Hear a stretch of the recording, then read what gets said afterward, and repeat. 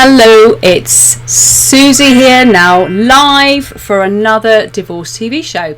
And I've got some headlines for you, but just before then, I just want to give you a taste of what's coming. We've got an international award-winning speaker who's going to be coming and telling us how to move our lives forwards when we feel a bit stuck or frightened in the process of divorce.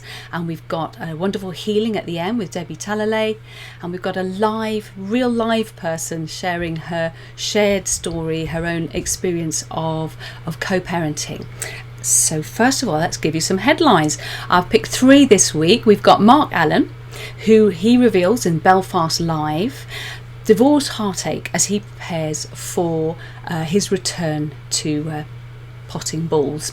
It's really sad, he says, that in life these things happen. He's getting divorced. He's been told, he says, that it can take up to 2 years to finalise the divorce and to get everything sorted. He says it's going to take a long time to sort things out, I think, especially with the way things are with the coronavirus. So I just wanted to say, don't worry, Mark. Yes, it can often take 2 years, but it doesn't have to. If you work through the financial options, perhaps you're working with a relevant financial expert. If you use dispute resolution like mediation, you can use that online. You can actually move things along really quite fast. It's only when you use the court system as the main way that things get really, really held up, and that's even without coronavirus. Next news story. It's a bit of a horrible one, actually, but these things do happen. This husband suffocated his wife because he didn't want to pay for the divorce, according to the Metro.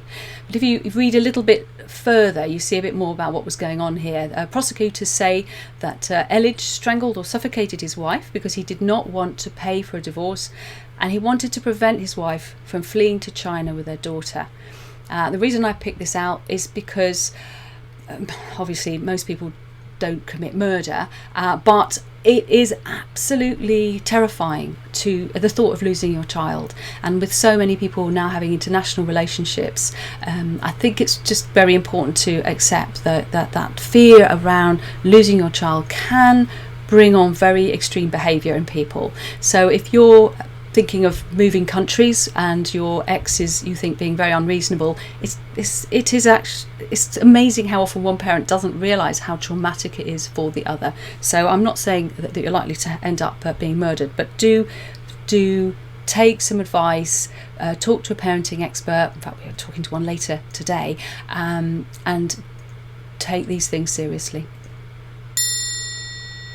And finally, Forbes are talking about the way that divorce can impact your business. In case of both spouses having an ownership interest during the marriage, it might be that one spouse would buy the other one out in the case of divorce. And perhaps the business would be sold and the proceeds distributed, or maybe you'd maintain the business partnership in spite of the dissolution of the marital partnership.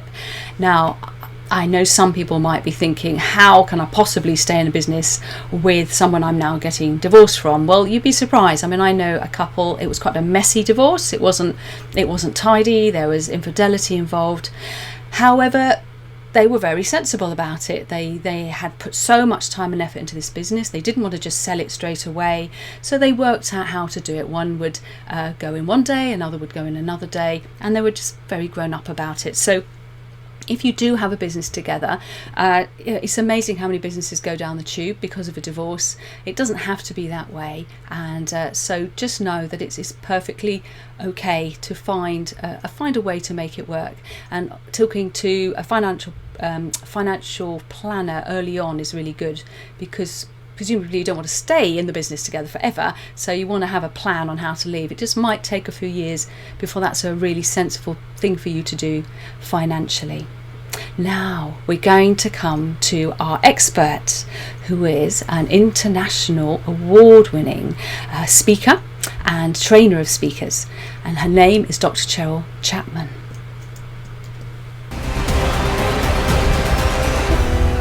Hello Susie, how are you? Welcome, Cheryl. It's lovely to see you. Thank you so much. And I just wanted to share, I know Cheryl because Cheryl was the person who gave me the opportunity to be a TEDx speaker. She's also an amazing trainer.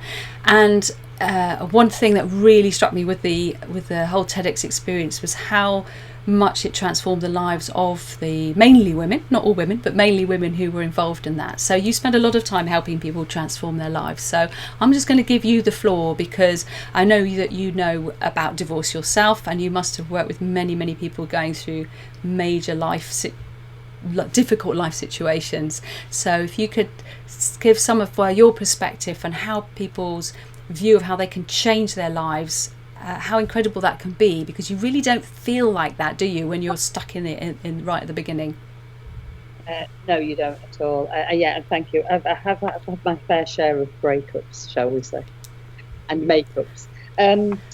Yeah, I run a company with another lady called Marion Bevington, which is called the Find Your Why Foundation. And as part of that process, when you asked me to come on tonight, I was kind of like, oh, is it about finding your why? Well, actually, I think it is, because what we talk about is, life can be going along really happily, and then there are 4 Ds that can come up. One is a death of a loved one. One is the death of a relation, i.e. divorce. One is where you feel disappointed, and then the other is like a disaster. It's like COVID would fit into that. However, if you think about it, when you are divorced from somebody that you've been with for whether or not it's a short period of time or a long period of time, you feel like something's died because the relationship's died. You're definitely going through a divorce. You feel possibly disappointed either with yourself or with them or the situation. And it can feel like it's a disaster. So all 4 of those are very relevant. Absolutely true. Are you moving something around? Because I can hear it's almost like heavy breathing, but it might be the mouse moving. Just aware. I hope nobody else on the call is making any noises whatsoever. Not allowed, because this also goes on to the iTunes podcast, so we want beautiful sound all the way through. So it's fine now. So, but yeah, just be aware nothing's moving when you're going, but it might not be you. But absolutely, the 4 Ds. Yeah, definitely. And so where do you go from there? Well, the first thing is that there's a 3-step process that we help people with, which is awareness of where you are, how you're feeling, where just being really honest with yourself. And then the second part of the awareness is, who are you really? What is it that you want to be now that you're going through this change? So the second part after awareness is intention. So what do you want? And of course, that's a really difficult question, isn't it, when something's changing? I remember, when I left my last husband, I didn't really know what I wanted. It was kind of like, I knew I didn't want what we'd got, and I knew he wasn't happy and I wasn't happy. So there was no point, trying to flog a dead horse, as they say. However, I didn't really know what I wanted. So I found myself being okay to begin with. And then I was like, oh, maybe it wasn't so bad as I remember. So maybe I can go back to that. Well, in this intention piece, you've got to really change your story. So you've got to be really honest. How was it really for you and for your partner? And I know you're a much better expert specifically around divorce here, but you've got to change that story. Otherwise, you stay stuck in the story of, was it me? Was it them? Who can I blame? Who can I not blame? Do I really want it? And that will just, turn into like a spiral of doubt, really. And then once you know what it is that you do want, and you might not know for definite, but you can start to move, because that's the M, move. We sometimes call manifest, but we actually call it AKA move your ass. Move towards what it is that you want to happen. What was really interesting, just yesterday I was speaking with a client. We were creating a story for her to share. And I really want to share this because it was so true. I left my partner, my husband at the time, back in 1995, left with the dog and the cat. That was it. I left everything else behind me. And not saying that I'm going to be an advocate of Feng Shui. I don't know too much about it, although I know that it does work. But having been in that situation where I felt like I'd got nothing left out of that relationship, what actually happened was my life started to turn a corner. And because there was no baggage with me, no wounded soldier, that was carrying with me anymore, new things started to come in. So when you change your story and you start to look at what it is that you really want, then I do believe that starts to come towards you. And what kind of evidence can you give for that? Because when you're right stuck in the middle of it, and often when I say to people, like you said yourself at the time, what do I want? it's almost like it's an incredible thought and almost impossible to imagine. I certainly could never have imagined what I'm doing now to when I was on my own with 3 small children and thinking I'll never ever be happy again. It would have been inconceivable. So is it important that, how do you balance having the vision and also the stepping stones that you need to take? Because you cannot embrace the full vision straight away. It's almost impossible. 100%, absolutely correct. And the thing is, what we find is that most people know what they don't want. And so some coaches will say, oh, well, you know, that's no good because you really need to know what you want. Great starting point. If you know, I don't want to be miserable anymore, guess what? You want to be happy. Great. So how can I do that? So then it's about, well, what do I do that makes me happy right now? There will be some gratitude in every day, whether or not it is, I'm grateful that I am alive to be able to look after my children. I'm grateful that the birds are singing. I'm grateful that, you know, just could be really small things to begin with.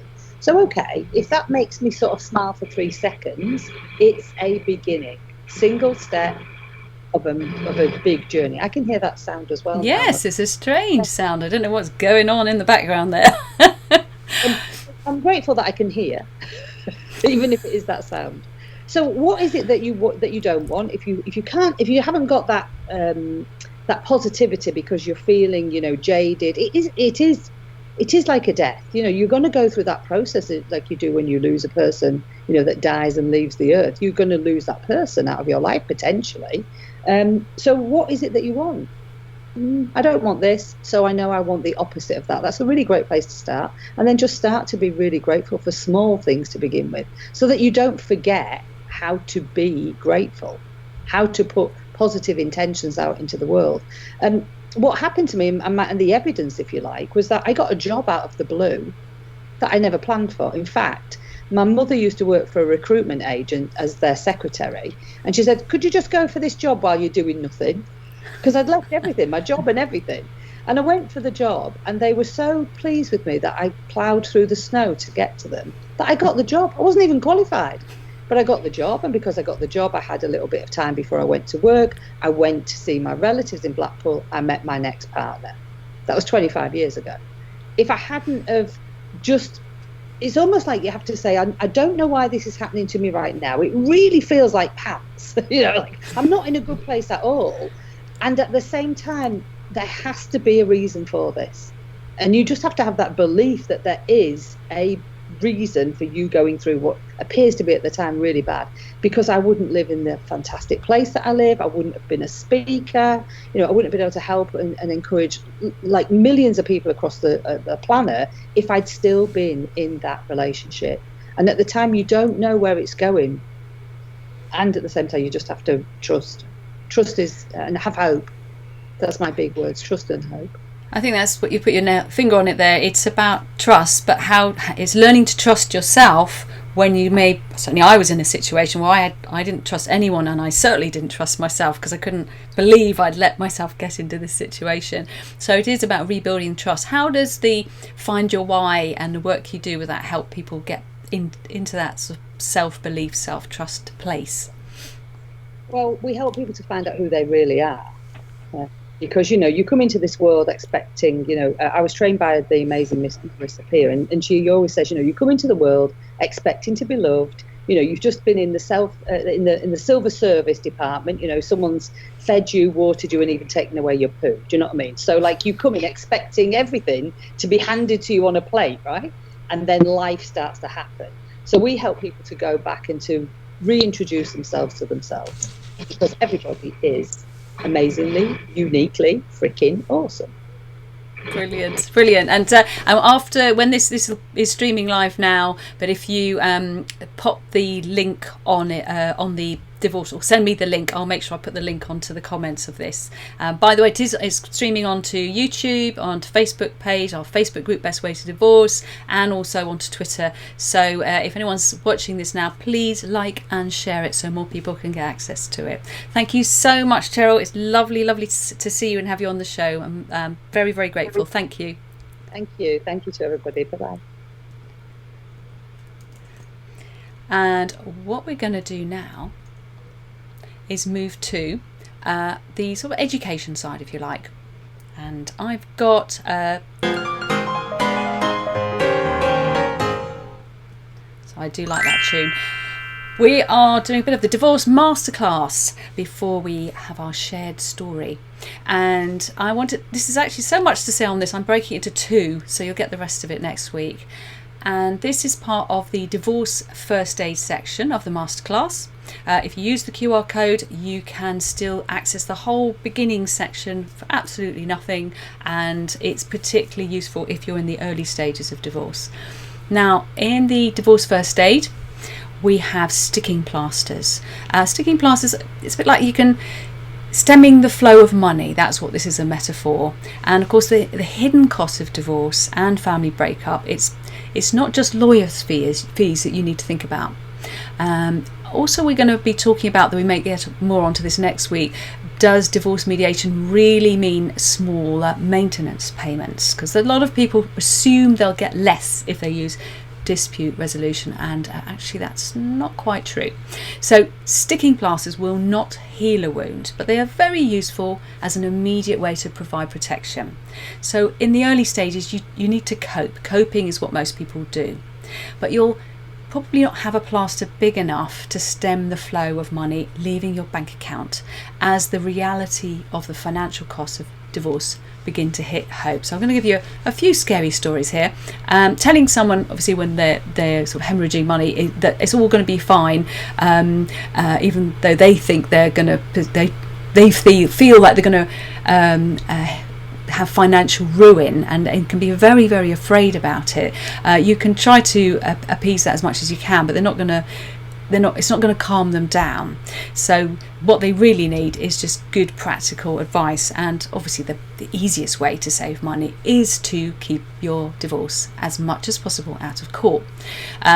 What can happen when that doesn't go to plan? If you end up and there's a way you can actually tell, they say this can happen. So if you argue with your spouse about finances once a week, they say that your marriage is 30% more likely to end in divorce than if you argue with your spouse about finances less frequently. So let's hope that you're not arguing once a week and it's less than that. But if you are, it's definitely going to put an awful lot of pressure on your marriage.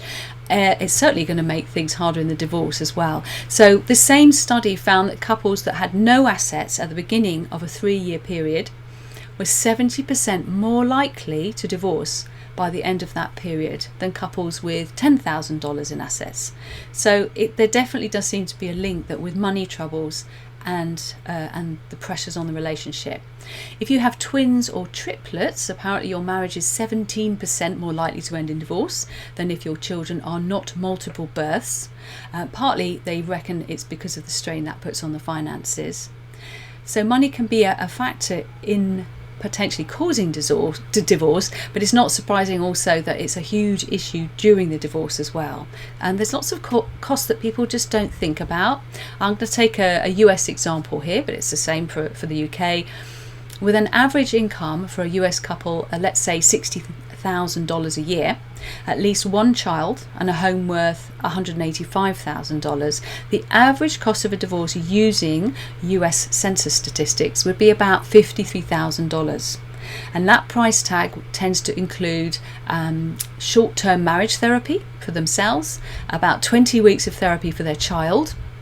It would also include the cost of the hire of the attorney, the cost of selling the marital home, purchasing another at a lower value, and potentially also renting an apartment in the same area for the other. So there's all these other different costs that come into the account, and you really need to really think these through, because a lot of people don't right at the beginning.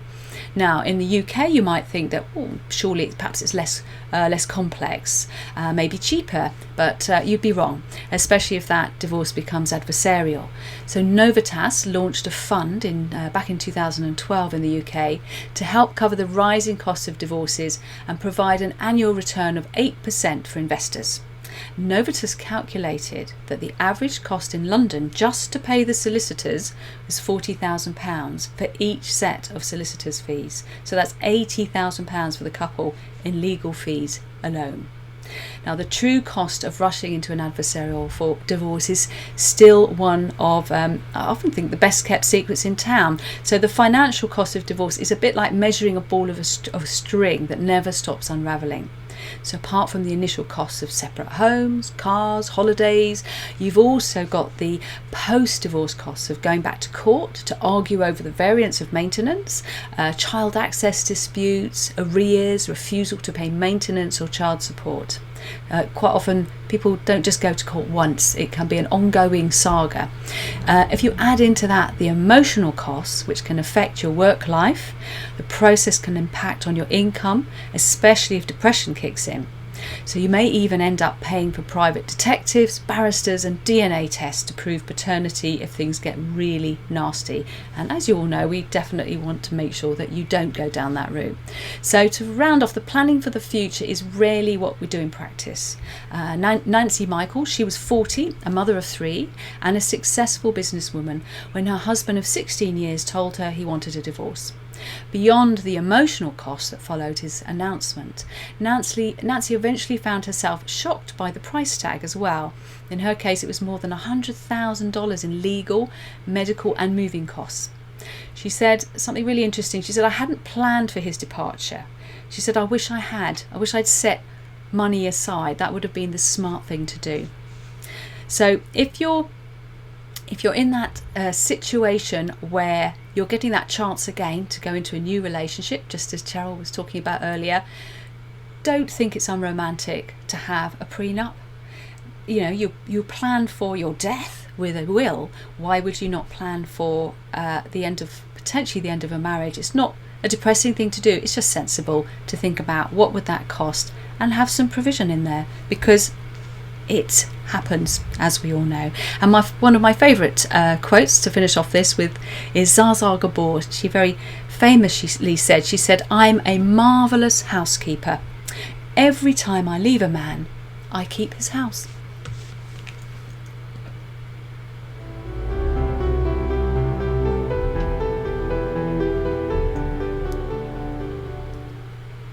And we're now going to have my favourite part of the whole show, which is shared stories. And I'm very, very grateful to the lovely Una, who's coming in now to speak with us. Una is, because quite often if you're watching this, you're very welcome to share your story. You can do it anonymously, but Una's brave enough to come here in person. And what's extra interesting, we're going to talk about co-parenting, is that Una is actually a child expert. She's a child psychologist as well. But today, and we will get her back as a full-on expert in a later show, but just for the next 5 minutes, I wanted to hear some of her stories about how she's found co-parenting. She had 2 young children, and you did nesting for a while, didn't you? I wouldn't call it nesting, because I was staying in my flat. It's just that the father of our children, he was coming around to start with every other night to put them to sleep, and it worked at the beginning, during the transition phase, and also because our children, our youngest she was just so little. And I think that's very true what you've said there. It worked for a while, and people think they want a definite certain answer. This is how we do it, but it's not that simple, is it? What kind of transitions have you gone through with the way that you've managed the co-parenting? Oh, many. It's been almost 8 years since our separation, and one of the things that I've learned that it's a journey. The relationship continues, and it does, it goes through these seasons. It requires maintenance. So it doesn't. The learning doesn't stop. Looking after the relationship doesn't stop, just in a different way. What have been the most challenging times for you as a co-parent? And perhaps you can also reflect on, were you able to draw from your knowledge as an expert in working with children and child psychology, or was it just completely uncharted territory for you? I really was, as we were beginning this journey, I was thinking, with all my education and experience, I should be the person who really be in a good position to hold and support our children through this transition in our family. But in my experience, nothing can prepare you for that. It definitely was a steep learning curve, and I sought support, and I was very grateful for the support that I did have. And I think it's actually comforting to know for people that when this happens to you, it's nobody knows what it's like, but like having a baby, no one knows what it's like unless they've been there and done it. And that, as you said, getting support is really helpful. What kind of support did you find the most useful and practical? I know it'll be different for everybody, but what helped you the most? Well, let me think. As I was preparing to talk to you, I thought just of a few instances that were sort of quite crucial turning points. And it can be something like a phrase or related experience that you hear, and all of a sudden things fall back into place. And one situation I remember when we were going through our ups and downs, and it was one of the downs, and I was just so stressed, and I was thinking about all the situations. What if this happens? What if that happens? Feeling totally out of control. And I was talking to my mom, out of all people, and she said, "You know what? It doesn't matter what happens. It doesn't matter how this." Well, I don't remember exactly what she said, but she said, the main thing is how you show up. The main thing is when you walk from that situation, you know that you showed up in a way that you can be proud of. And of course, it resonates with all my training and the rest of it. But then to hear that from my mom, it was really like, yes, of course. And I think bringing that focus back to me, to how I'm showing up, it was so helpful, because it's so easy to get caught thinking about other people, what they're doing, what they're not doing, and the circumstances, how they're not in my favor. And just knowing that helped me to cut through so much noise and to just simplify what I'm thinking, how I'm acting, and making my life simpler and more fulfilling. So this is very much that work on yourself, your own healing, your own mental state that has the most power to help you deal with pretty much any co-parenting situation, because it's always going to be tricky. There's always going to be ups and downs, as you say. Have you got any other, perhaps one other little story of moments with sort of aha moments for you that you could share? Yes, I'd love to. So a few years after our separation, I went to a speeding course. And I was quite cocky, I think, as I was going there, and I was saying, this is just how I drive. What can they teach me? And those 4 hours at the course completely changed how I think and how I feel about driving. And I think for me, the key turning point was that I became so much more aware of the power and the impact I have when I'm in the driving seat. And I was thinking about all those times when I just got into the car, turned my music on, got to where I needed to be, without even noticing or realizing how it happened and what impact I had on the way. And then when I realized that, I really saw the similarity with parenting, because I think it's so easy to forget that as parents, our presence or absence is so powerful. And the simple things, how we are, how we stop and listen, how we breathe, have such a massive impact on our children.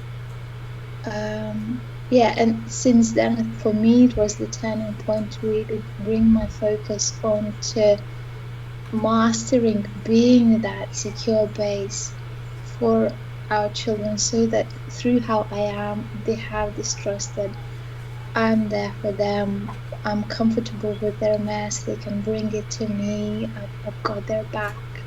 And of course, this is my northern star. I'm working on it and failing and, you know, dusting myself off and carrying on. But again, just that focus. And I know you teach that, don't you? You run workshops. Have you got any coming up soon? I'm coming up next week, actually, next Wednesday at 8 o'clock, the essentials of being a secure base for your child. So you do me a favour and pop on the live stream in the comments, put the link into that so people can access it. That would be wonderful. Thank you so much for sharing that, and we'll get you back with a bit more time and a later show, and to talk more about giving your experience, not only your personal experience but your professional experience, how to deal particularly with challenging co-parenting relationships, because there seems to be quite a few of those. Thank you so much, Una. It's lovely. Take care. Lovely to see you here. Thanks. And now I want you to get your phones ready, everybody. I can hear a little bit of background there. I don't know if any of my Skype team have got their microphones on, because everyone needs to be off for the moment, because we're just going to have a quick look through the wonderful QR codes, and these are magical because they will take you to wonderful places. And the first one, if you stick it up here, you can access the Divorce Financial Workshop. We've got one booked in. It's happening June the 18th, so it's not that far away. It's on a Thursday evening between 7 and 8:30. How we're going to squeeze it into an hour and a half, I don't know. We've got a financial planner, we've got healing, we've got a mediator and a collaborative lawyer, we've got an expert in very, very difficult relationships. So we've got a fantastic lineup of experts, and it's a proper workshop, so you can really join in and ask questions if you want to, no pressure. And there's limited numbers because we don't want too many people. So if you use that QR code, you'll be able to go through and access that and register for that. So please do that if you're at any stage of divorce. It's a really good workshop to enjoy. And of course it will be on Zoom, which works wonderfully for these workshops. This is the QR code again for the masterclass. As I said, you can get a whole section of it at no cost, so make the most of that. I won't keep that free forever. And if you don't manage to work your phones quickly enough, don't worry, they'll still work on the replay.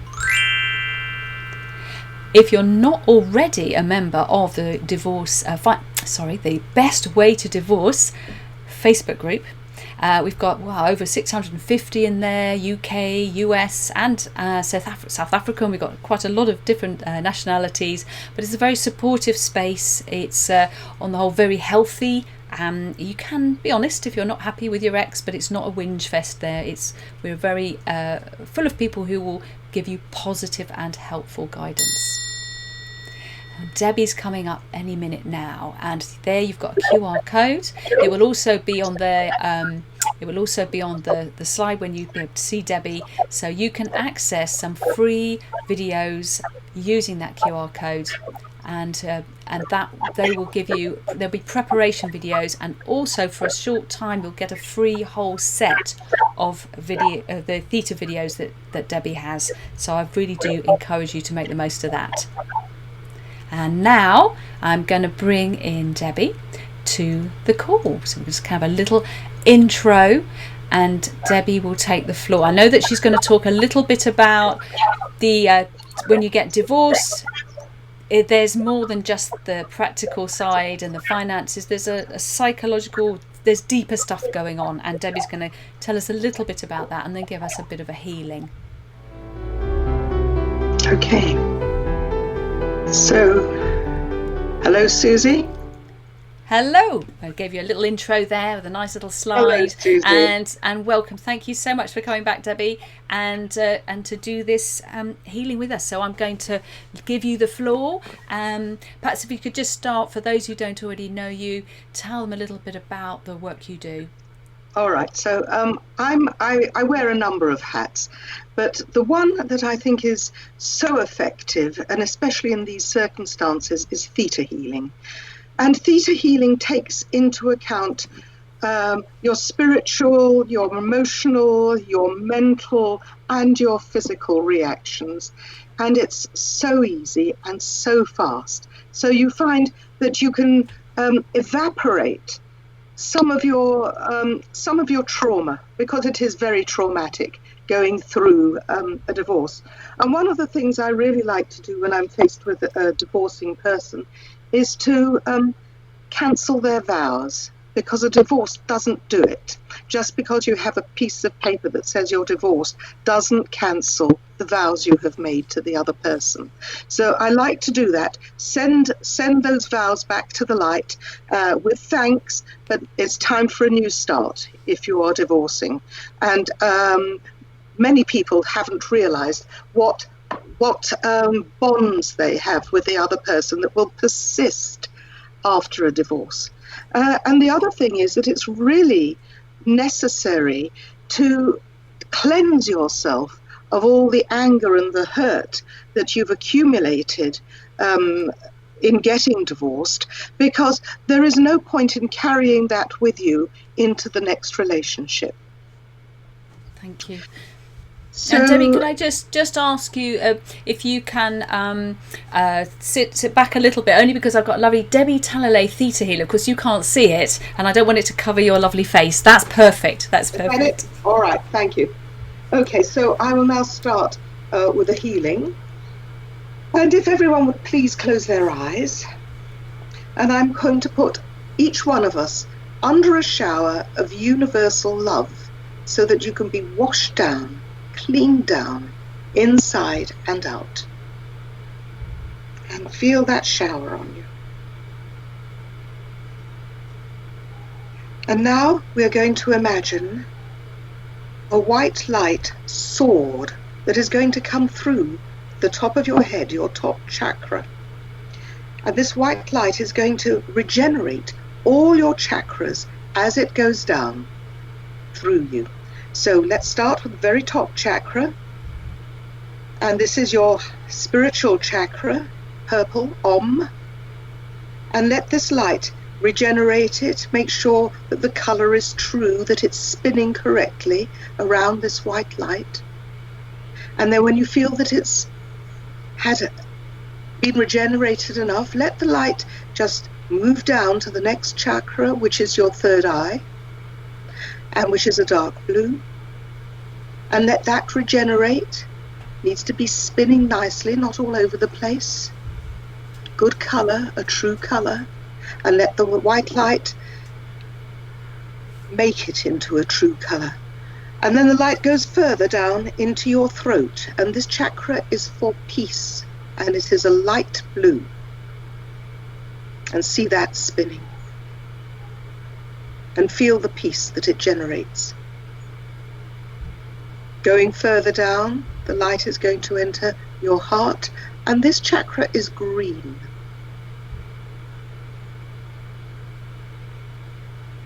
And further down to your solar plexus, which is your power, your connection with others. And this is gold. And let it go further into your abdomen. And the next chakra is orange, and that is for relationships. Let it spin.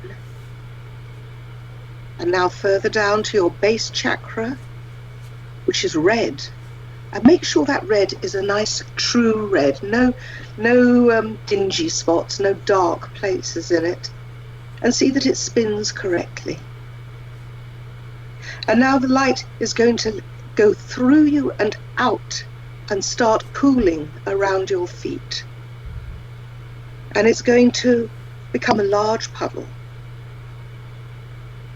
And as it comes through you even more, it's going to develop into a lake. And even more, it's going to go as far as the eye can see. And whatever is in that pathway is going to be converted to the light. So all the dark little bits and pieces can be converted to the light. And now we're going to take our bazookas out, our mental bazookas out, and aim them at the dark cloud hovering above your head. And see that black cloud shatter and splinter and leave you. And what is there in its stead? And we'll take the bazooka again and aim it at the black cloud behind the small of your back and see that evaporate. And now we are going to peel ourselves like a grape of the things that encompass us and are at tight bonds around us. So we will start off with betrayal. Let us peel ourselves of betrayal. And again, peel yourself of anger.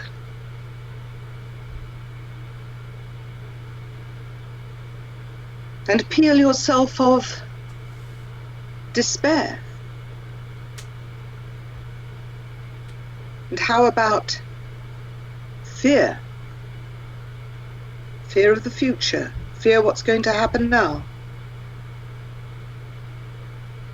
And how about hatred?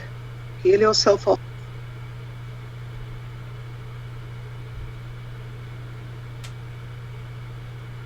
And I'm sure you can all think of one or two that you might be carrying.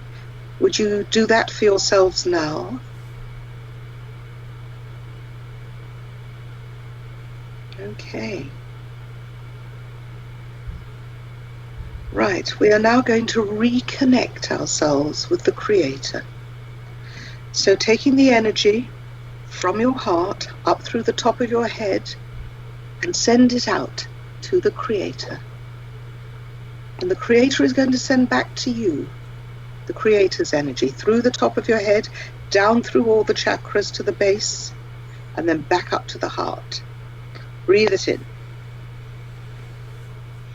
And we're going to do the same to our souls, taking the energy from the heart up through the top of the head and off to the soul. And then from the soul, back to you, down through from the top of your head to the base chakra and back up to the heart. Breathe it in. And now repeat 3 times. I reclaim my power. I reclaim my power. I reclaim my power. And we're going to put as the last thing the shamanic circles of protections around us. So 7 circles. 1, 2, 3, 4, 5, 6, 7. Breathe them all in, and when you're ready, open your eyes. Thank you.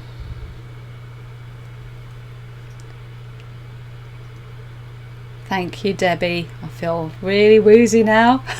The first time you did that, I think I forgot. I turned my microphone off and I forgot to put it back on again and talked mute for the rest of the programme. So I'm getting better. Thank you. That was lovely. Just before you go, for people who are interested to find out more about that, this idea of the breaking of the bonds, I know you've got an article and some videos on that. I'll pop those into the comments of the live stream of this afterwards, so you can find out a little bit more about that. And we'll be having you on the show soon, actually, as an expert as well. So we need more weeks to get all these amazing people in. So thank you so much.